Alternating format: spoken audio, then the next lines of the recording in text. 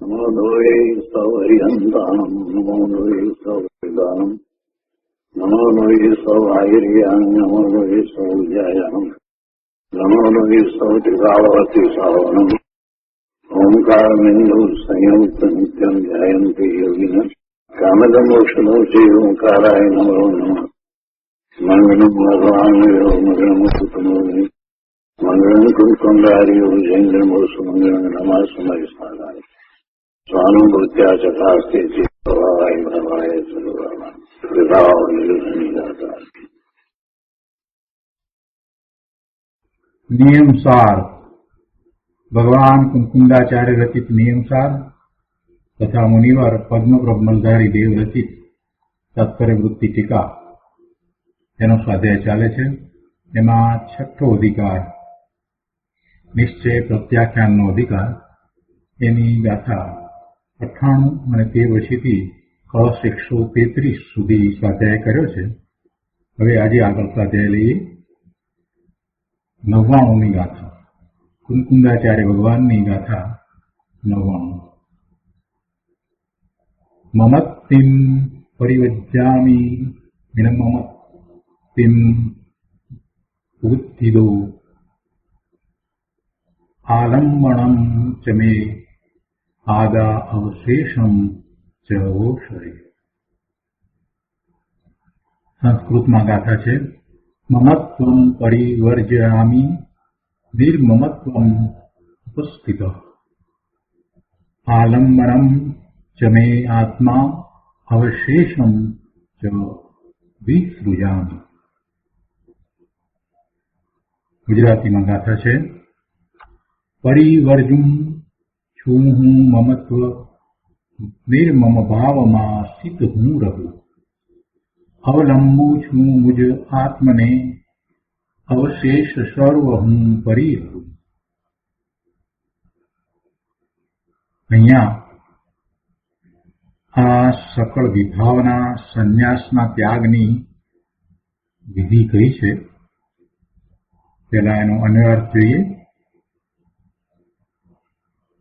અન્વયાર્થમાં કહે છે કે મમત્વમ પરિવર્જ્યામિ એટલે હું મમત્વને પરિવર્જું છું,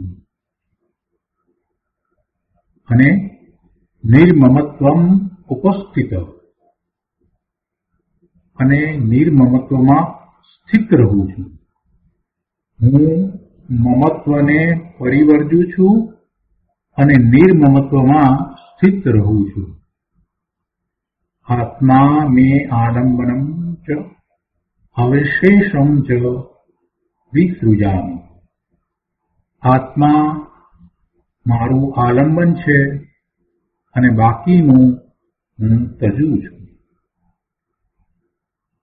શું કહે છે? હું મમત્વને પરિવર્જું છું અને નિર્મમત્વમાં સ્થિત રહું છું. કોઈ મમત્વ નથી. મમત્વ વિનાની દશામાં હું સ્થિત રહું છું. આ મમત્વ વિનાની દશામાં સ્થિત રહે છે તો કેવી રીતે? તો કહે છે કે હું ચૈતન્યને અવલંબીને સમસ્ત મમત્વના ત્યાગ દ્વારા નિર્મમત્વમાં સ્થિત રહું છું. હું મમત્વને પરિવર્જું છું અને નિર્મમત્વમાં સ્થિત રહું છું. આત્મા મારું આલંબન છે અને બાકીનું હું તજું છું. આત્મા સિવાય બીજું બધું હું તજું છું. એકમાત્ર આત્મા જ મારું આલંબન છે. એટલે ગુરુદેવે એમ કહ્યું કે હું ચૈતન્યને અવલંબીને સમસ્ત મમત્વને પરિવર્જું છું અને નિર્મમત્વમાં સ્થિત રહું છું. ટીકામાં મુનિરાજ પદ્મપ્રબંધારી દેવ કહે છે કે અહીં સકળ વિભાવના સંન્યાસની ત્યાગની વિધિ કહી છે. શું કહ્યું? અહીં સકળ વિભાવના સંન્યાસની વિધિ કહી છે. વિભાવ પોતાના સ્વભાવથી જુદો વિભાવ છે. પોતાના અનંત ગુણોને કારણે જે ભાવ છે તે સ્વભાવ છે અને એવા સ્વભાવથી વિપરીત બીજું બધું વિભાવ છે. તો એવા વિભાવના ત્યાગની વિધિ અહીંયા દર્શાવી છે. વિભાવના ત્યાગની વિધિ દર્શાવી છે. વિભાવનો ત્યાગ પ્રત્યાખ્યાનની વાત છે ને, પચખાણ લે છે ને, તો વિભાવના ત્યાગના પ્રત્યાખ્યાન છે પ્રભુ. અહીંયા તો હું વિભાવના ત્યાગની વાત કરું છું. તો વિભાવનો ત્યાગ કઈ રીતે હોય અને વિભાવનો ત્યાગ ખરેખર થઈ શકે છે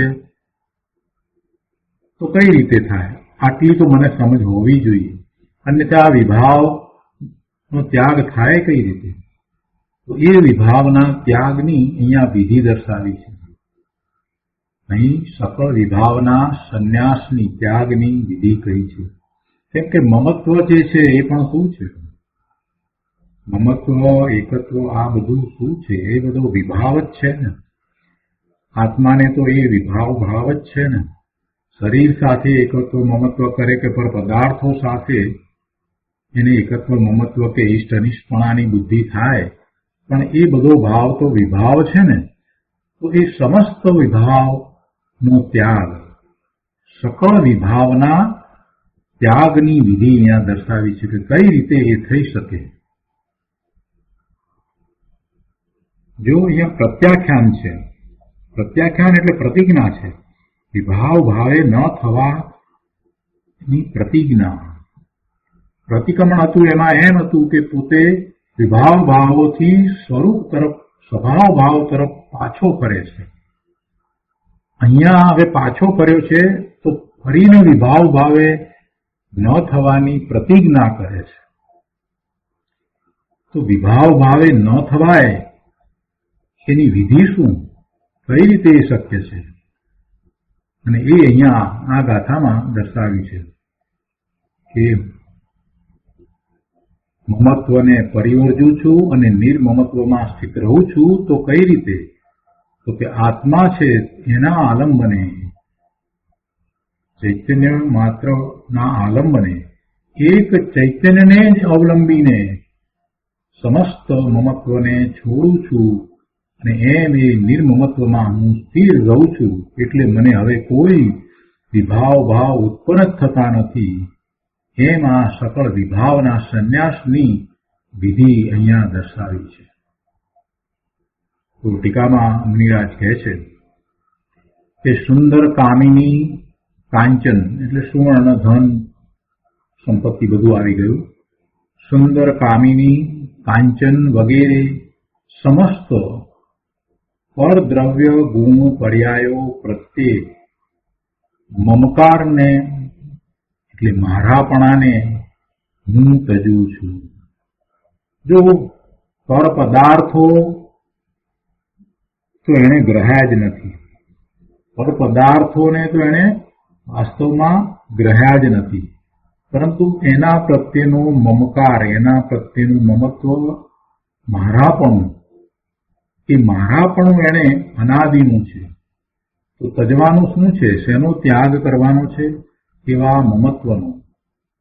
એ છે કે આ સુંદર કામિની કાંચન વગેરે સમસ્ત પરદ્રવ્ય ગુણ પર્યાયો એ પ્રત્યે મમકાર છે. તો એવા એ મમકારને, મારાપણાના ભાવને હું તજું છું. એ મારાપણાનો ભાવ જ દુઃખનું કારણ છે.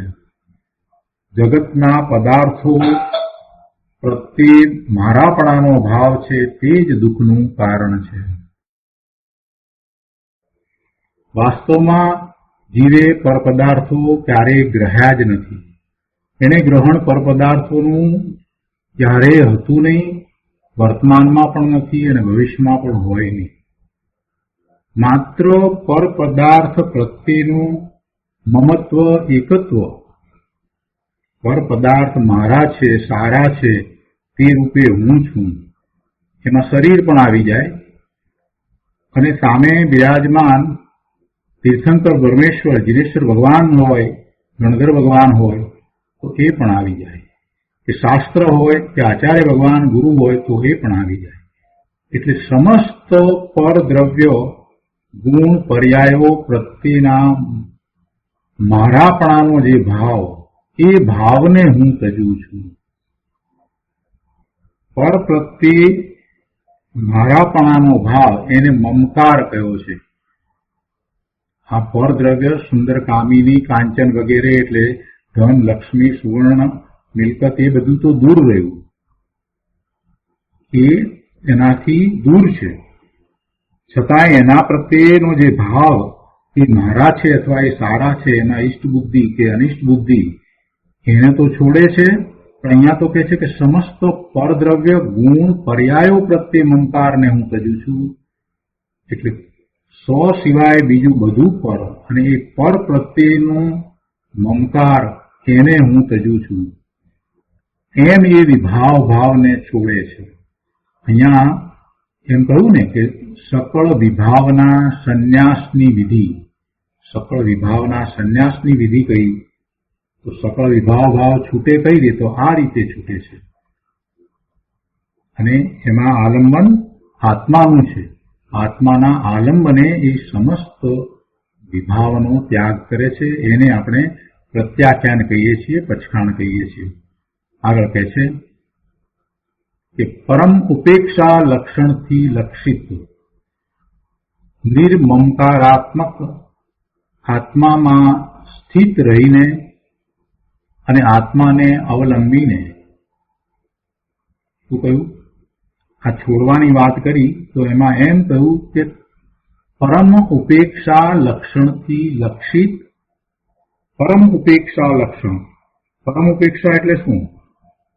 જેના પ્રત્યે કોઈ અપેક્ષાનો ભાવ જ વર્તતો નથી, જેની કોઈ અપેક્ષા જ નથી, જેની કોઈ આસક્તિ, ઈચ્છા નથી, એવો વૈરાગ્યનો ભાવ. પણ અહીંયા પરમ શબ્દ આગળ મૂક્યો છે, એટલે પરમાર્થે જે એવો વૈરાગ્યનો ભાવ છે કે આત્મા સિવાય બીજા અન્ય પદાર્થને માત્ર એ જ્ઞેય તરીકે જાણે છે, એમ એની ઉપેક્ષા. પરમ ઉપેક્ષા લક્ષણથી લક્ષિત. આ બધા વિશેષણ કોને માટે વપરાયા છે? આત્માને વિશે વપરાયા છે. આત્મા કેવો છે? તો કે છે કે પરમ ઉપેક્ષા લક્ષણથી લક્ષિત, જેને કોઈની અપેક્ષા નથી, સર્વ સ્વ સિવાય બીજા અન્ય બધા પ્રત્યે જેને ઉપેક્ષા વર્તે છે, એવું પોતાનું ત્રિકાળ શુદ્ધ દ્રવ્ય, એટલે પરમ ઉપેક્ષા લક્ષણથી લક્ષિત. બીજું નિર્મમકારાત્મક, એટલે નિર્મમત્વમય, નિર્મમત્વ સ્વરૂપ. નિર્મમત્વનું લક્ષણ પરમ ઉપેક્ષા છે, અને નિર્મમત્વ સ્વરૂપ, મમત્વ રહિત એવો આત્મા. અહીંયા પર્યાયની વાત નથી, અહીંયા દ્રવ્યની વાત છે. ત્રિકાળી દ્રવ્ય કેવું છે એની અહીંયા વાત ચાલે છે. પરમ ઉપેક્ષા લક્ષણથી લક્ષિત અને નિર્મમકારાત્મક, એટલે નિર્મમત્વમય એવો આત્મા. તો એવા આત્મામાં સ્થિત રહીને અને આત્માને અવલંબીને શું કરું છું? સંસ્કૃતિ રૂપી સ્ત્રીના સંભોગથી ઉત્પન્ન સુખ દુઃખ આદિ અનેક વિભાવરૂપ પરિણતિને હું પરિહરું છું.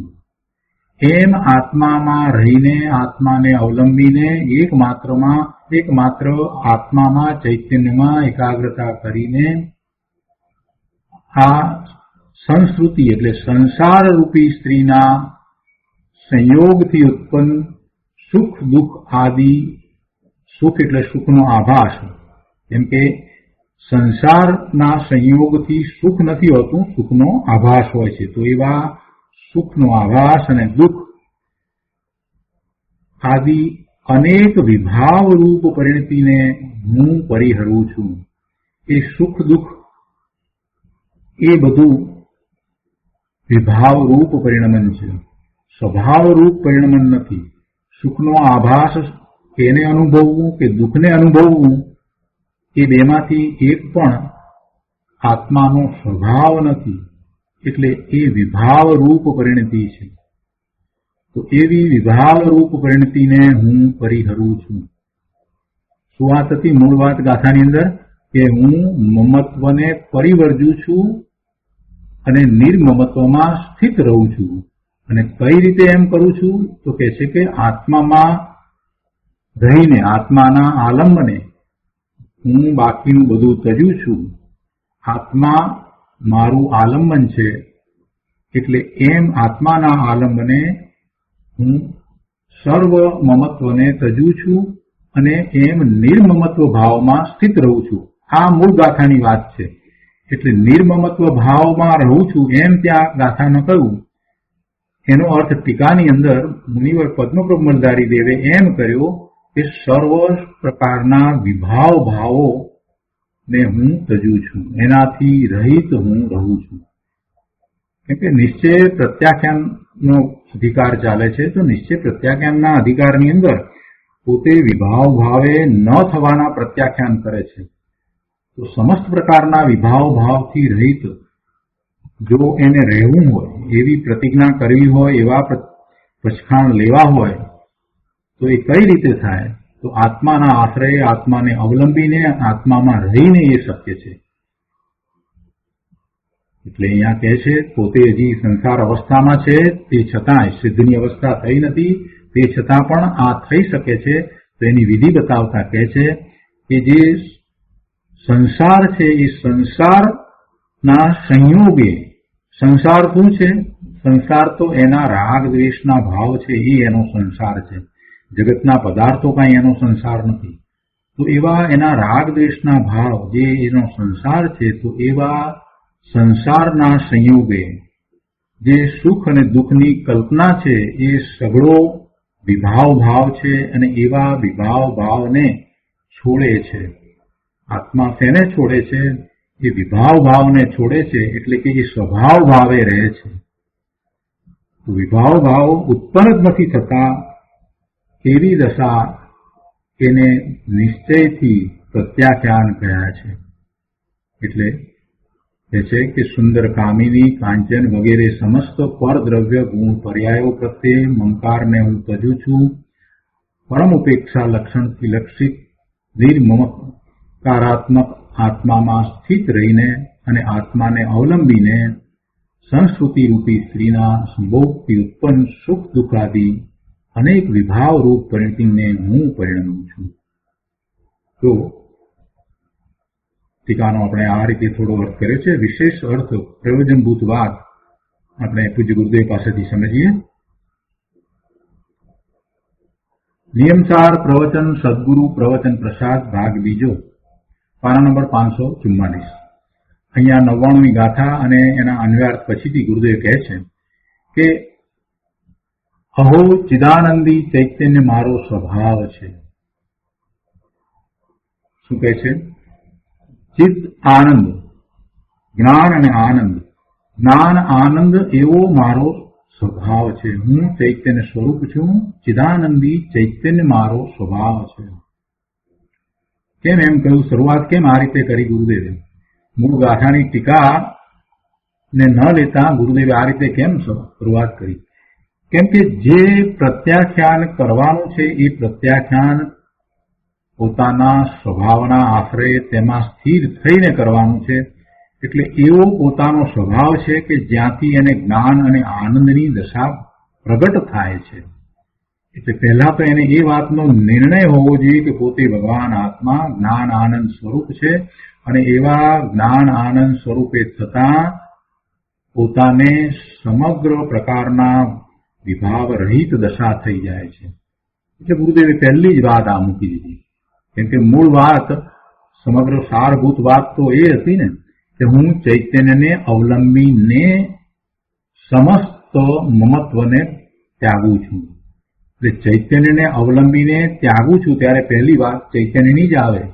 એટલે ગુરુદેવ અહીંયા શરૂઆત એ રીતે કરે છે કે ચિદાનંદી ચૈતન્ય મારો સ્વભાવ છે, તેમાં સ્થિત થઈને હું સમસ્ત મમત્વને છોડું છું. ચૈતન્ય સિવાયના સમસ્ત પરદ્રવ્યો, ચૈતન્ય સિવાયના એટલે હું ભગવાન આત્મા ચેતન, એના સિવાયના બીજા બધા ચૈતન્ય સિવાયના સમસ્ત પરદ્રવ્યો અને પરભાવોને છોડીને, એટલે એવા સમસ્ત પરદ્રવ્યો અને તેના લક્ષ્ય થતા જે ભાવ એને પરભાવ કયા. પોતે ભગવાન આત્મા ચેતન છે અને એના સિવાય બીજું બધું જે છે તે તેને માટે પર છે. તો એવા પોતાથી જુદા બીજા અન્ય એ પર તરફના જે ભાવ હોય, એ શુભ ભાવ હોય કે અશુભ ભાવ હોય, એવા બધા ભાવોને પરભાવ કયા. તો ચૈતન્ય સિવાયના સમસ્ત પરદ્રવ્યો અને પરદ્રવ્યોના લક્ષ્ય થતા ભાવો, કે પછી અન્ય ચૈતન્ય ભગવાન આત્મા બીજા હોય તો એના લક્ષ્ય થતા જે ભાવ હોય એ ભાવ પણ એમાં આવી ગયા. બીજા જીવો છે એના પ્રત્યે થતા જે ભાવ છે તો એ ભાવ પણ એમાં આવી ગયા. કેમ કે પરભાવ લીધા છે. પરભાવ એટલે પરના લક્ષ્ય થતા ભાવો. ભાવ તો પોતાના છે પણ પરના લક્ષ્ય થતા ભાવ છે એટલે એને પરભાવ કયા છે. પોતાના સ્વભાવ ભાવથી એ જુદા છે, વિપરીત છે. પોતાનું ત્રિકાળી શુદ્ધ દ્રવ્ય છે એના લક્ષ્ય જે ભાવ થાય છે તે શુદ્ધ ભાવ, તે સ્વભાવ. અને એના સિવાયનો બીજો ભાવ શુભ ભાવ હોય તો પણ દિનેશ્વર ભગવાનની ભક્તિનો ભાવ, પૂજાનો ભાવ, વિનયનો ભાવ હોય તો એ પણ એ બધા પરલક્ષ્ય થતા ભાવો છે. તો એવા પરભાવોને છોડીને કેમ એમ કહ્યું હશે? કેમ કે પરભાવે થતા એ સ્વભાવ ભાવે રહેતો નથી, અને સ્વભાવ ભાવે નથી અને પરભાવે છે તો એને વિકલ્પ જ છે. અને વિકલ્પ દશાની અંદર, વિકલ્પ રૂપ દશાની અંદર એને શુભભાવ છે તો પુણ્યના બંધ પડે છે, પુણ્યના બંધ પડે છે એટલે ભવના ભ્રમણ થાય છે, પણ કાંઈ નિર્જરા થતી નથી. તો કહે છે કે ચૈતન્ય સિવાયના સમસ્ત પરદ્રવ્યો અને પરભાવોને છોડીને હું મારા નિર્મમ અસંયોગી સ્વરૂપમાં સ્થિત રહું છું. તો અહીંયા એક શબ્દ બીજો વિશેષ મૂક્યો છે, અસંયોગી સ્વરૂપમાં સ્થિત રહું છું. હજી પોતાની વર્તમાન દશામાં તો એને મન, વાણી, કાયા બધું છે, છતાંય શું કહે છે કે અસંયોગી સ્વરૂપમાં સ્થિત રહું છું.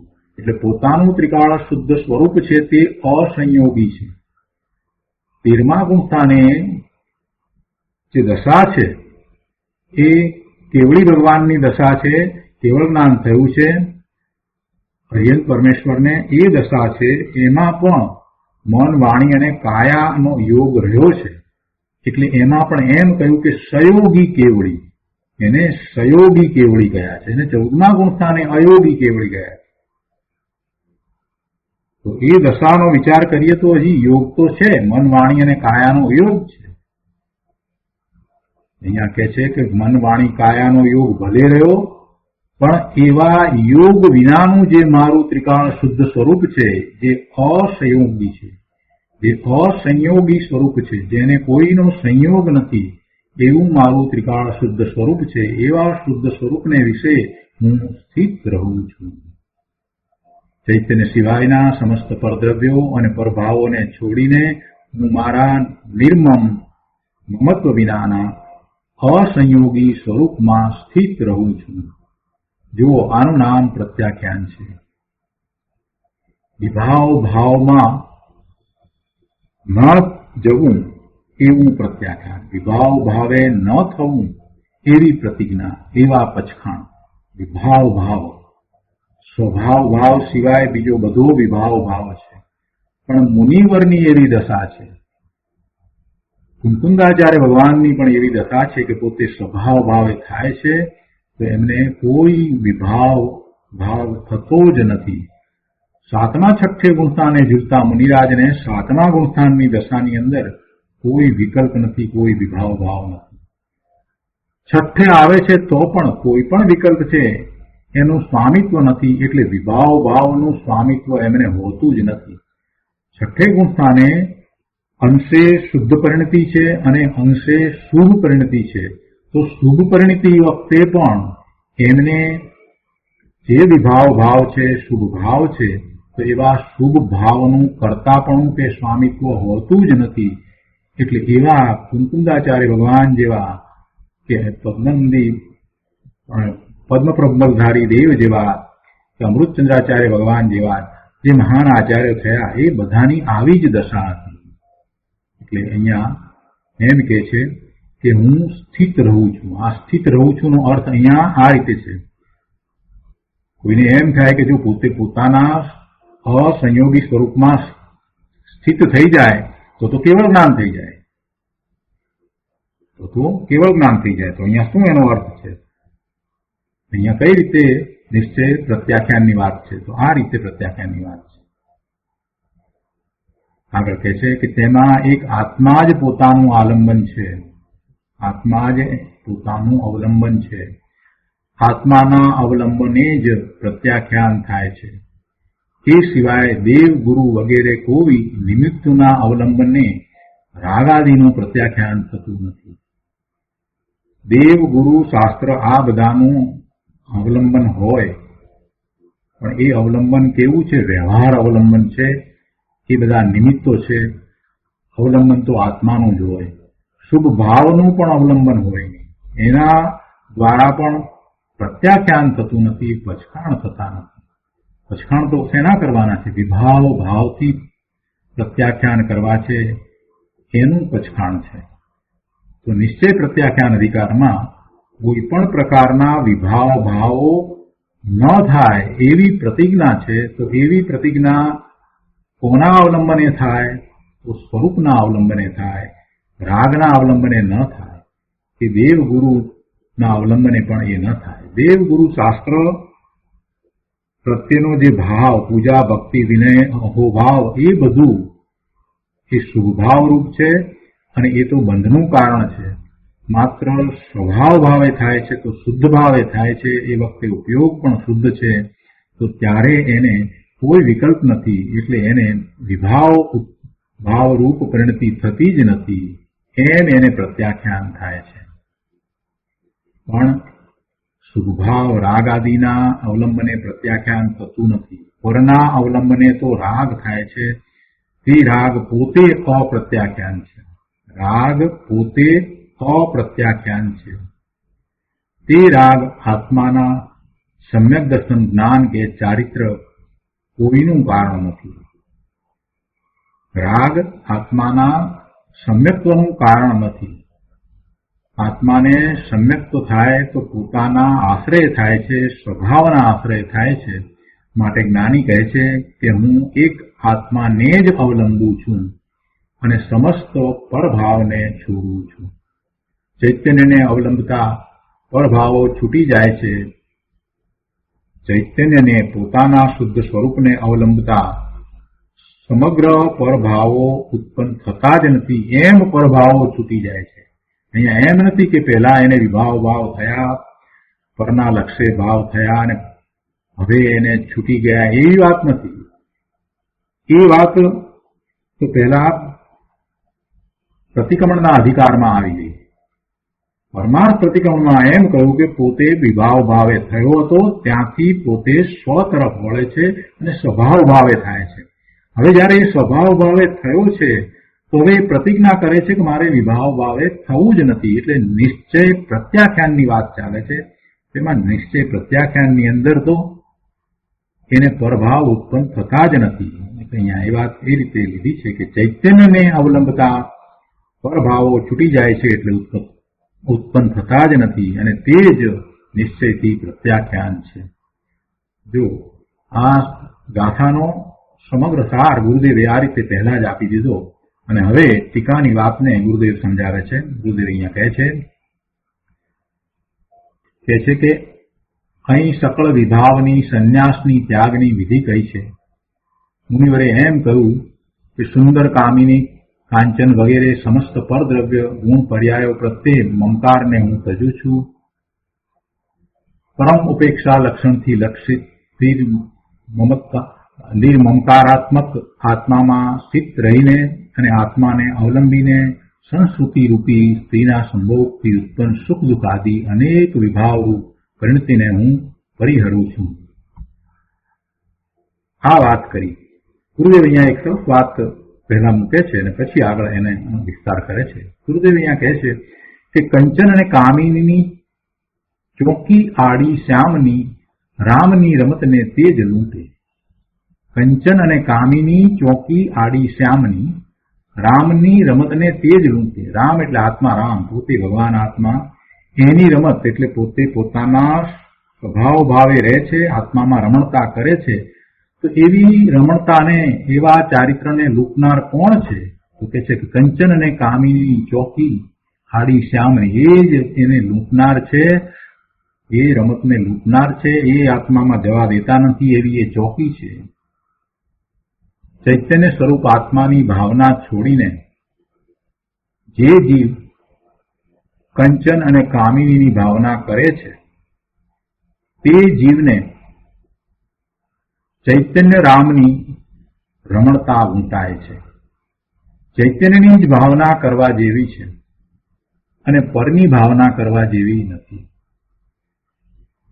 ચૈતન્યની જ ભાવના કરવા જેવી છે અને પરની ભાવના કરવા જેવી નથી, એમ તો જ્ઞાનીને ભાન છે. હજારો કામિનીના સંયોગમાં રહેલા ચક્રવર્તીને અંતરમાં ચૈતન્યનું ભાન હતું. આસક્તિનો રાગ હતો, પણ તેની ભાવના ન હતી. જો સંસાર અવસ્થા હતી અને ચક્રવર્તી છે એટલે હજારો રાણીઓ પણ છે, આ બધું તો છે, અને હજી રાગ પડ્યો છે, હજી રાગ બાકી રહ્યો છે, એટલે આસક્તિનો રાગ હતો, પણ એની ભાવના ન હતી, એટલે ત્યાં એને એકાગ્રતા નથી થતી, એને એ ઈષ્ટ માનતા નથી. એવો રાગ થઈ જાય છે, પણ એ રાગને પોતાની પુરુષાર્થની નબળાઈ માને છે, એટલે એને ઈષ્ટ માનતા નથી.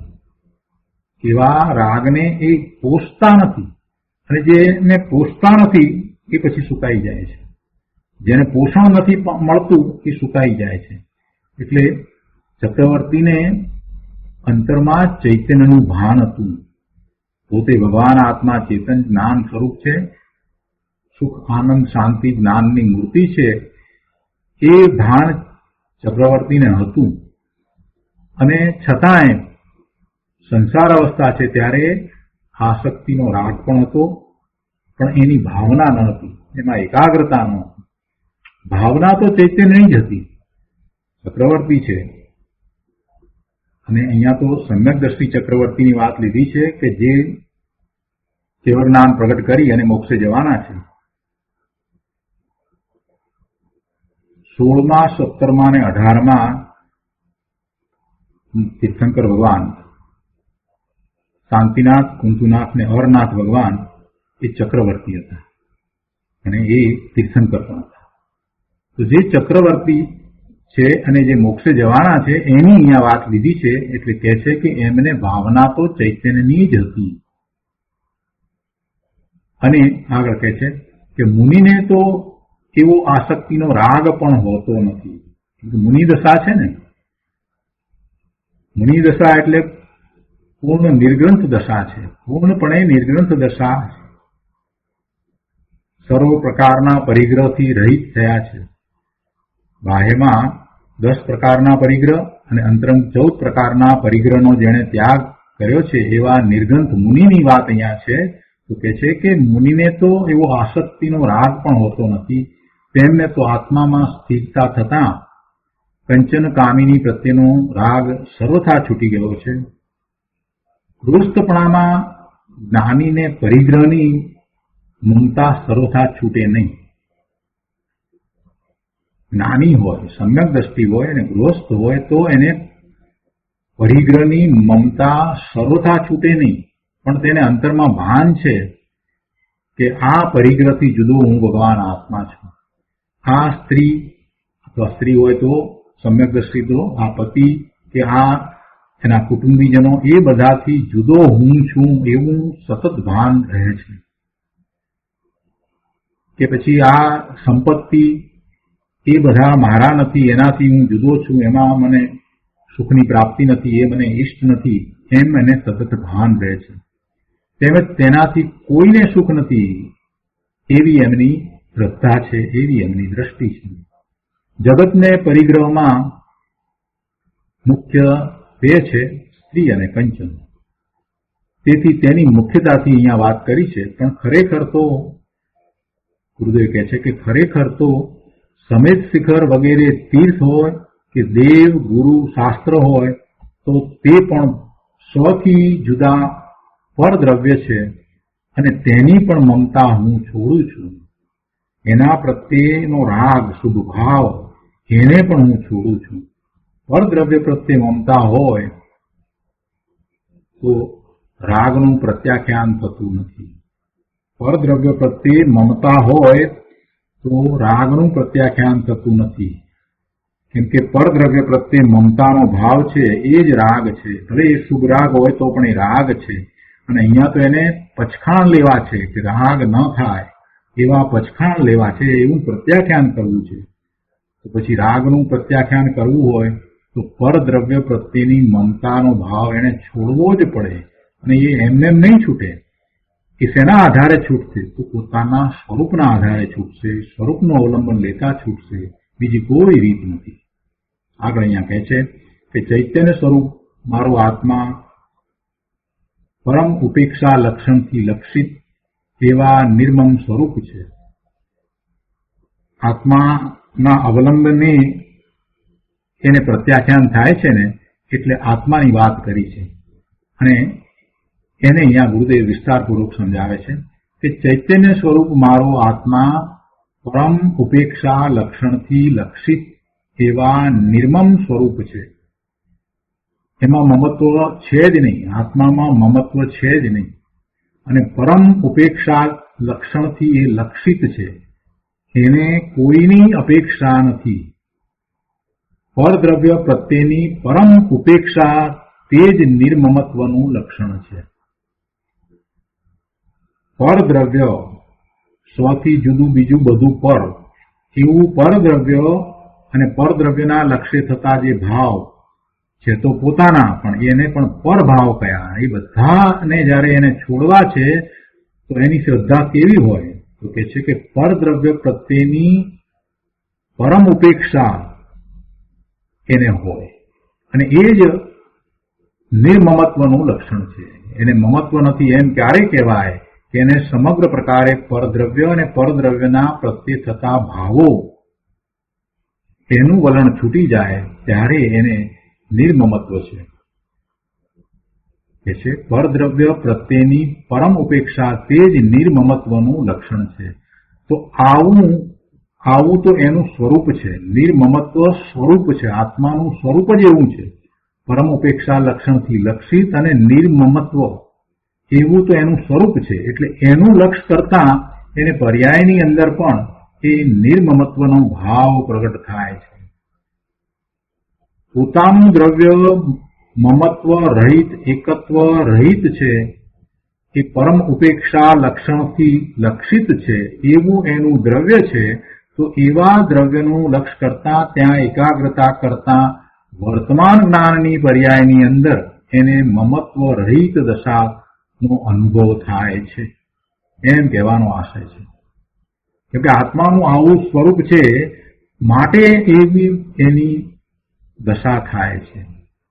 ચૈતન્યમાં ઠર્યો પોતાનું આવું સ્વરૂપ છે, એવું ચેતન સ્વરૂપ છે. તો એવા ચૈતન્યમાં ઠર્યો એટલે પર પ્રત્યે પરમ ઉપેક્ષા થઈ ગઈ.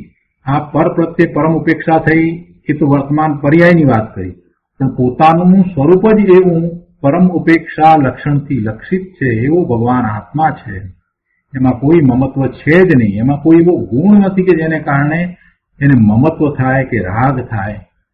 એટલે એવું તો એનું સ્વરૂપ છે. તો એવા સ્વરૂપમાં જયારે ઠર્યો તો પછી એને પર પ્રત્યે પરમ ઉપેક્ષા પર્યાયમાં પ્રગટ થાય છે. પરથી તદ્દન ઉદાસીન ભાવ કરીને નિર્મમ સ્વરૂપ આત્મામાં જ હું સ્થિર થાઉં છું. ચૈતન્ય આત્મા પરની ઉપેક્ષાથી ઓળખાય તેવો નથી. જો સરસ વાત કરી છે ગુરુદેવે કે ચૈતન્ય આત્મા પરની ઉપેક્ષાથી ઓળખાય તેવો નથી. કેમ કે એ તો નાસ્તિકની વાત છે. પરની ઉપેક્ષા એ તો આત્માનું એવું લક્ષણ બતાવ્યું, પણ એ તો નાસ્તિકથી વાત કરી. પરની ઉપેક્ષાથી આત્મા ઓળખાય એવો નથી. આત્મા તો પોતાના સ્વભાવથી ઓળખાય છે. પરની ઉપેક્ષા કરતા રાગની ઉત્પત્તિ થાય છે અને ત્યાં નિર્મળતા હોતી નથી. પરંતુ પોતે સ્વભાવ ભાવમાં એકાગ્ર થાય છે તો રાગની ઉત્પત્તિ જ થતી નથી. એટલે ગુરુદેવ કહે છે કે પરથી તદ્દન ઉપેક્ષિત થવાનું કહ્યું અને આત્માને અવલંબવાનું કહ્યું. માત્ર પરથી ઉપેક્ષિત થવું એમ નહીં, પણ સાથે આત્માને અવલંબવું. આત્માના અવલંબે એને નિર્મળ પરિણામ થાય છે. એટલે એ રીતે અસ્થિ અને નાસ્તિથી બંને રીતે વાત કરી. પરથી તદ્દન ઉપેક્ષિત થવાનું કહ્યું અને આત્માને અવલંબવાનું કહ્યું. તો ત્યાં પરથી તદ્દન ઉપેક્ષિત થવાની વાત કરી એ નાસ્તિથી વાત કરી અને આત્માને અવલંબવાનું કહ્યું એ અસ્થિથી વાત કરી.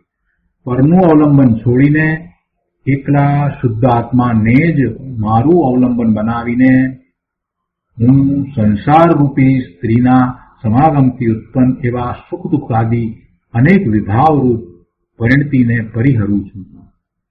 સંસારમાં જ્યાં જ્યાં એ પરમાં દ્રષ્ટિ કરે છે ને, તો જેવા ભાવ થાય છે તો એવા ભાવ જે છે એ વિભાવ ભાવ છે. અને એ કેવા છે, કેટલા પ્રકારના છે? તો અનંત પ્રકારના વિભાવ ભાવે જીવ થાય છે. અનાદિનો જીવ વિભાવ ભાવે જ થઈ રહ્યો છે, એ સ્વભાવ ભાવે થયો જ નથી. જીવ જ્યારથી છે ત્યારથી એ મિથ્યાત્વ સહિત છે, એ સ્વભાવ ભાવે થયો જ નથી. એટલે સંસારમાં જ્યારથી છે ત્યારથી, એટલે જ્યારથી જીવ છે ત્યારથી એ સંસાર અવસ્થામાં છે અને સંસાર અવસ્થામાં છે ત્યારે એને વિભાવ ભાવ જ છે. એ વિભાવ ભાવ અનંત પ્રકારના એને કર્યા. તો એવી એ વિભાવ ભાવરૂપ પરિણતિને હું પરિહરું છું અને આનું નામ પ્રત્યાખ્યાન છે. હવે એવા વિભાવ ભાવે ન થવાનું આ પ્રત્યાખ્યાન છે. ચૈતન્ય સ્વરૂપનું જ એકનું અવલંબન લઈને બધાય પરદ્રવ્યોની મમતાને હું છોડું છું. ચૈતન્યનું આલંબન કરીને પોતાના નિજ શુદ્ધ ભાવનું આલંબન કરીને સ્થિર થયો. ત્યાં વિભાવ પરિણતિ ઉત્પન્ન જ થતી નથી. એટલે તેને હું છોડું છું એમ કહ્યું છે. આત્માનું અવલંબન લેતા વિતરાગી પરિણતિ થાય. આત્માનું અવલંબન લેતા આત્માના આશ્રયે ત્યાં એકાગ્રતા કરતા વિતરાગી પરિણતિ થાય. વિતરાગી પરિણતિ એટલે શું? વિતરાગ ભાવ. કોને વિતરાગ ભાવ કહો? કશાય રહિત દશાને વિતરાગી ભાવ કહેવાય. આત્માનું અવલંબન લેતા કોઈ કશાય ઉત્પન્ન થતા જ નથી. ક્રોધ, માન, માયા, લોભ અને 9 પ્રકારના નો કશાય, એમાંનું કાંઈ ઉત્પન્ન થતું નથી, કોઈ વિકલ્પ નથી.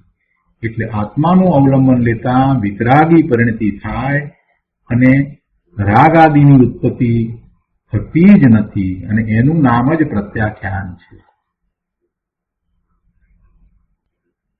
આચાર્ય દેવ પોતાની જ વાત કરે છે કે હું આત્માને અવલંબું છું અને મમત્વને હું પરિહરું છું. એટલે પ્રત્યાખ્યાન કરનાર પોતે પોતાના આત્માને જ અવલંબે છે. આ ટીકા કરતા મુનિરાજ પદ્મપ્રભમલધારી દેવે અહીંયા આધારનો શ્લોક કયો છે. એટલે કહે છે કે એવી રીતે આચાર્ય દેવ શ્રીમદ અમૃતચંદ્ર સૂરીએ, અમૃતચંદ્રાચાર્ય ભગવાને શ્રી સમયસારની આત્મખ્યાતિ નામની ટીકામાં 104મા શ્લોક દ્વારા કહ્યું છે. આ 104મો શ્લોક છે એ પુણ્યપાપ અધિકારનો શ્લોક છે. તો આપણે એ લઈએ છીએ. નિષિદ્ધે સર્વસ્મિન સુકૃત દુરીતે કર્મણી કિલ પ્રવૃત્તે નૈષ્કર્મે ન ખલુ મનય સંત્ય શરણા તદા જ્ઞાને જ્ઞાનમ પ્રતિચરિતમેષા હિ શરણમ સ્વયં વિદ્યતે પરમ અમૃતમ તત્ર નિરતા. શ્લોકના અર્થમાં કહે છે કે શુભ આચરણરૂપ કર્મ અને અશુભ આચરણરૂપ કર્મ, શુભ આચરણરૂપ કર્મ અને અશુભ આચરણરૂપ કર્મ એવા સમસ્ત કર્મનો નિષેધ કરવામાં આવતા અને એ રીતે નિષ્કર્મ અવસ્થા પ્રવર્તતા મુનિઓ કાંઈ અસરણ નથી. શું કહે છે? શુભ આચરણરૂપ કર્મ અને અશુભ આચરણરૂપ કર્મ એનો નિષેધ કરવામાં આવે એટલે એને છોડવામાં આવે.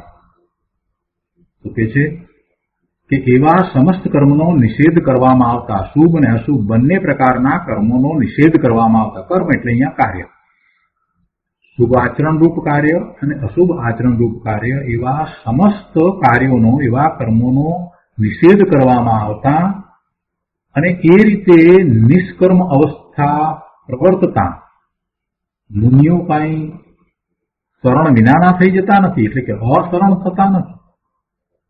જ્યારે નિષ્કર્મ અવસ્થા એટલે નિવૃત્તિ અવસ્થા પ્રવર્તે છે, નિષ્કર્મ અવસ્થા, શુભ આચરણરૂપ કર્મ અને અશુભ આચરણરૂપ કર્મ વિનાની નિષ્કર્મ અવસ્થા, શુભ કે અશુભ બંને પ્રકારના આચરણરૂપ કર્મ વિનાની નિષ્કર્મ અવસ્થા એ જ સાચી નિવૃત્તિ અવસ્થા છે. તો આવી નિવૃત્તિ અવસ્થા થાય એટલે મુનિઓ કાંઈ શરણ વિનાના થઈ જાય છે? એમ તો નથી, એ અશરણ થતા નથી. જ્યારે નિષ્કર્મ અવસ્થા, નિવૃત્તિ અવસ્થા પ્રવર્તે છે ત્યારે જ્ઞાનમાં આચરણ કરતું, રમણ કરતું, પરિણમતું જ્ઞાન જ તે મુનિઓને શરણ છે. તેઓ તે જ્ઞાનમાં લીન થયા થકા પરમ અમૃતને પોતે અનુભવે છે, આસ્વાદે છે. આનો વિશેષ અર્થ ગુરુદેવ પાસેથી સમજીએ. પાના નંબર 546 ઉપર અહીંયા શ્લોકના અર્થ પછીથી ગુરુદેવ સમજાવે છે બીજા પેરેગ્રાફમાં કે શ્રી સમયસારના પુણ્ય પાપ અધિકારમાં પુણ્ય અને પાપ બંનેનો નિષેધ કર્યો છે. પુણ્ય અને પાપ બંનેનો નિષેધ કર્યો છે. કેમ કે પુણ્ય અને પાપ બંને એ બંને ધર્મનું કારણ નથી એમ કહ્યું છે. તો ત્યાં શિષ્ય પૂછે છે કે પ્રભુ, અશુભ તેમજ શુભ બંને કર્મોનો નિષેધ કર્યો તો પછી મુનિઓને કોનું શરણ રહેશે? એવો પ્રશ્ન થાય છે. શુભ પણ નહીં, અશુભ તો છોડવાની વાત કરી બરાબર, પણ શુભ પણ નહીં તો પછી કોનું શરણ રહેશે? શુભ અને અશુભ બંને કર્મોનો નિષેધ કર્યો તો પછી મુનિઓને કોનું શરણ રહેશે? અને એના ઉત્તર રૂપે આ શ્લોક અમૃતચંદ્રાચાર્ય ભગવાને કહ્યો છે. તો એમાં કહે છે કે પુણ્ય પાપ બંનેને છોડીને મુનિઓને જ્યારે નિષ્કર્મ દશા પ્રવર્તે છે ત્યારે તેમને પોતાના શુદ્ધ ચૈતન્યનું જ પરમ શરણ છે. પુણ્ય પાપ છોડતા મુનિઓ કાંઈ અશરણ થઈ જતા નથી. ત્યાં તો ચૈતન્યનું અવલંબન વર્તે છે. અને બીજી રીતે કહીએ તો જે પોતે પોતાના શુદ્ધ ચૈતન્યના શરણે જાય છે એને હવે કોઈ કર્મ રહેતું નથી. શુભ કે અશુભ બેમાંથી એક પણ પ્રકારે કર્મ રહેતું નથી. એ જ એને નિષ્કર્મ રૂપ દશા છે. એટલે બીજી રીતે કહેવામાં આવે તો આમ જ છે.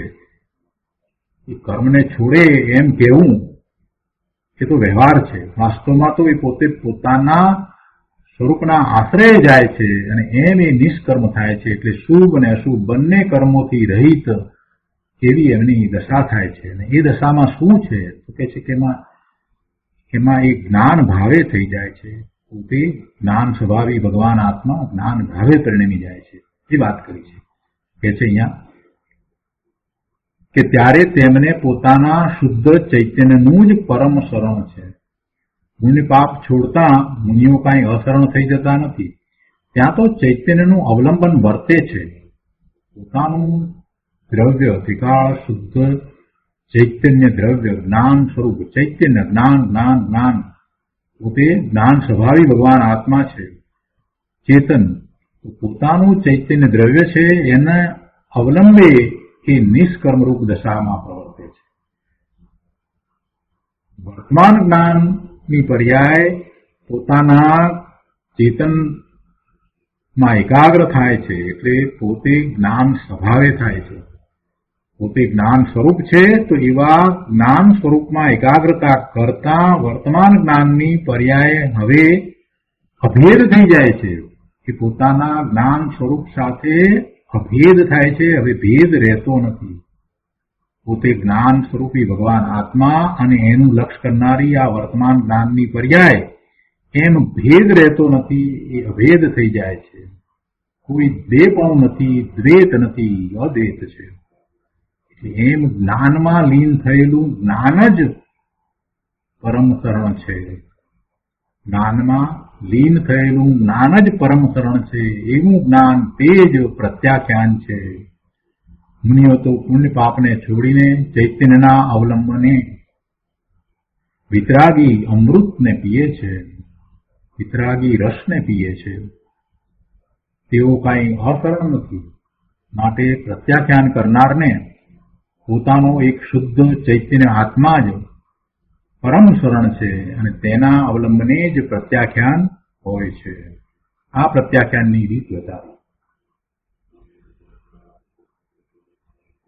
સૌથી પહેલા શું કરવું જોઈએ? તો કે સૌથી પહેલા આત્માનું જ્ઞાન થાય. આત્મા કેવો છે એનું શાસ્ત્રના અભ્યાસ દ્વારા ગુરુની નિશ્રાએ એ જ્ઞાન કરે. પોતે ભગવાન આત્મા કેવો છે, બીજ પરમાત્મા સ્વરૂપ એને મહાત્મા સમજાય અને એવું પોતાનું સ્વરૂપ છે એમ એ સ્વીકારે, એવી દ્રઢતા કરે અને પછી એ પ્રયોગ કરે, એટલે કે એમાં એકાગ્રતાનો પ્રયાસ કરે.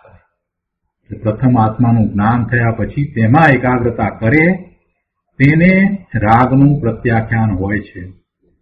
માટે નિશ્ચય પ્રત્યાખ્યાનના વર્ણનમાં જ્યાં જ્યાં વાત કરી હોય ત્યાં આ આત્માની મુખ્યતા વર્ણવીને જ વાત કરવામાં આવી હોય અને એની ભાવના, એની એકાગ્રતા કરવાનું જ જણાવ્યું હોય, કેમ કે એ સિવાય નિશ્ચય પ્રત્યાખ્યાન થતું જ નથી. એ રીતે આ 99મી ગાથા અહીંયા પૂરી થાય છે. હવે 99મી ગાથા પછીથી મુનિરાજ પદ્મબ્રહ્મચારી દેવ એક કળશ કહે છે, શ્લોક 134. અથ નિયત મનોવાક કાય કૃત સ્નેહ ઇન્દ્રિય છો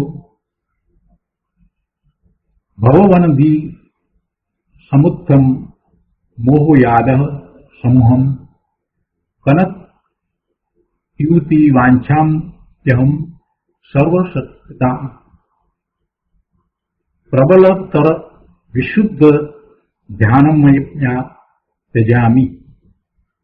134માં કળશના અર્થમાં કહે છે કે મન, વચન, કાયા સંબંધી અને સમસ્ત ઇન્દ્રિયો સંબંધી ઈચ્છાનું જેણે નિયંત્રણ કર્યું છે.